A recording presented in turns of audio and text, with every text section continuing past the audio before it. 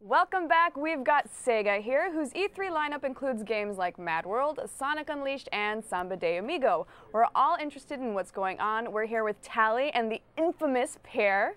Let's see what this lineup looks like, guys. Infamous, huh? Oh yeah, you're definitely infamous. Well, you guys got an amazing lineup. I mean, pretty broad, but we only have time to really focus on 3 titles, so let's get right into it. Mad World, huge with the Wii audience. What's going on there? Mature game on Wii. Yes, it is a mature game on Wii. It is absolutely stunning and totally comic book inspired. That has that graphic novel feel. It's pretty violent, but we like that, and I think it'll be a lot of fun for all the gamers. They're going to love it. So why is this one going to sell on Wii? I mean, we've seen No More Heroes, we've seen Manhunt 2 from other publishers not performing that well on Wii. What's different about this one? Well, this one definitely has a very different feel, I think, than all of those. I think it's that whole sort of game show feeling. It's making things a little bit different. It's got a great sense of humor. I don't think it's like anything we've ever seen before on the Wii, so I think it's going to give gamers something totally fresh for the Wii. Nice. Tell us about some of the things you can do in that game. It's pretty wild, right? It is pretty wild. There's a lot of pretty gory finishing moves that involve anything you find in the environment. You can chop people's heads off with a chainsaw. You can. I like it already. Yeah, I think good. we're pretty keen on it.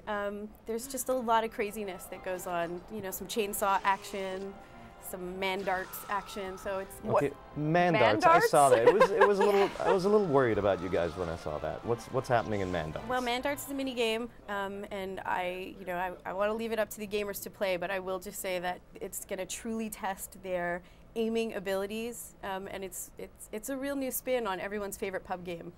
So, pretty similar looking and very similar in gameplay, Samba de Amigo. Yeah, totally the same, both family-friendly games.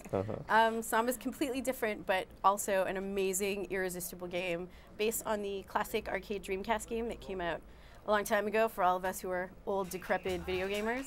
Yeah, it was definitely one of my ultimate favorites. Yeah, speaking of old decrepit video gamers, right? Oh! How, you know, with the Dreamcast version, it really felt like you had maracas because you had maracas in your hand. How are you going to duplicate that with the Wii? Do you have an attachment? What's going on? You know, we don't. The Wii has given us an amazing opportunity to be able to duplicate those maracas by using 2 Wii remotes or a Wii remote and a nunchuck. So you get a real feeling of playing with maracas, and using the speakers in the Wii remotes, you get the sound coming right through there. So you really feel like you're actually playing with a set of maracas the whole time you're playing the game.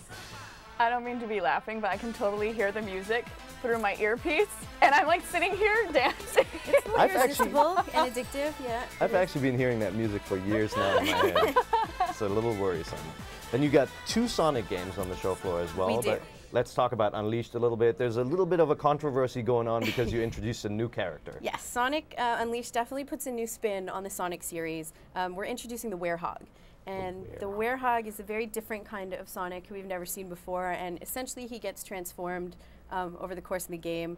And in that game, when he's transformed, he becomes essentially a Werehog. So he's got some different abilities. He's got stretchy arms. There's a little bit of combat involved, a little bit of, you know, using your arms to get up to higher places. So it's going to be interesting for the Sonic fans, but we love it, and it looks amazing. So is the Werehog, how does it feel very different from regular Sonic? Is he still fast? What's going on? He's fast, but he's not as fast. The daytime Sonic is definitely incredibly speedy, you know, able to go up to speeds of 300 miles an hour.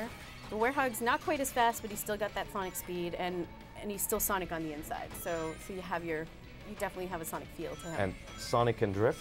Sonic can drift. We have some new speed moves for the daytime Sonic gameplay, just to make the speed experience a little faster. So we have drift moves like you see in racing games. We have a quick step so that you don't have to slow down to pick things up. And as you accumulate rings, once you fill up your ring energy bar, you get a little speed boost that makes you go extra fast for a little bit. So nice. And can you talk about some of the stages? We've seen China, right? What else is going on? There's China, there's Mykonos, there's an EU level, which is very European inspired. Ooh.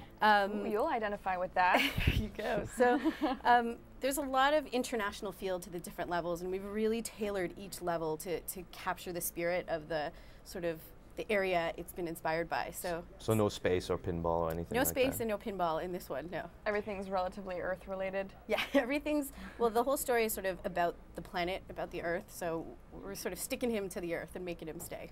Nice. Well, we're just about done. Per, any last questions you want to wrap it up with? No, just a quick word on the other Sonic game, maybe. Yeah, Sonic Chronicles is a new RPG for DS only. It's amazing, being made by BioWare. It's a total departure for a Sonic game, but it's incredible, and people who are playing it are having a great time. So Sonic's all about speed for me. How do you integrate that kind of Sonic feel into honestly, a more slowly paced genre? How does that work? Well, it was definitely a challenge. It was one of the big challenges for BioWare, but they've done a great job at making sure that Sonic continues to feel fast. You still have the Sonic loop-de-loops, and he's the fastest player on the game because you can play as other players, and it hasn't lost that speed feeling, but it's just brought in some new elements that make it that much more fun. Awesome. Awesome. Well, thanks so much for joining us. It Thank sounds you, great. I'm looking forward definitely to Samba de Amigo. And you guys at home, keep your eyes open for these titles. Now a short break so that I can actually learn how to read, and then we'll be right back into it.